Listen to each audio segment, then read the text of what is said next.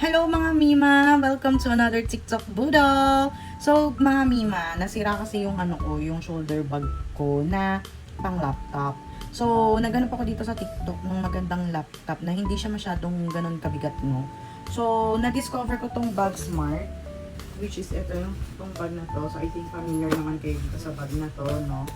So, ang kagandahan dito mga mi is malaki na siya and may 2 pockets na rin siya dito kung makikita niyo yan. So, pwedeng paglagyan ng umbrella at saka ng mga tumbler natin. And, kapag binuksan mo to, is meron din siyang lagayan ng laptop, which is ito. And then, meron din ditong mga pockets na pwedeng paglagyan ng mga anik-anik natin.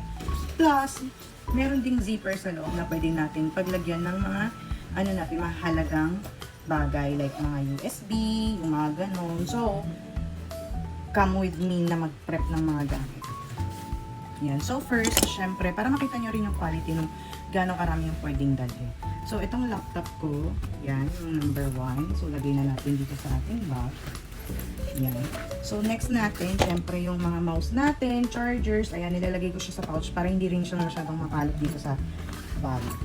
And then, syempre yung laptop stand natin, hindi pwedeng mawala, diba? So, yung napaka-importante, ang ating panglinis. So, marami na pala to mga Mima. So, gagawa na lang ako ng review nito sa separate video. Ayan. And then, syempre ang ating headset, kailangan yan. At syempre, dahil masyadong malamig sa office, na parang feeling natin nasa Alaska tayo, syempre, mayroon tayong jacket na ilalagay natin. So, nilagay na natin dyan yung jacket natin. And, bago ko makalimutan, syempre, ang aking charger. Kasi, syempre, malayo yung binabiyahe natin, no? So, ngayon, ayan na siya, mami. Ayan, yung itsura ng aking bag. O, diba? Sobrang kasya lahat. And, syempre, hindi mawawala yung ID natin. So, yung ID natin, mga Mima, meron ding lagayan dito sa may bandang harap, which is ito. So, dito ko yan nilalagay para hindi siya mawala. So, dahil nga syempre, meron din tayong mga para iwas, pickpocket, ganyan.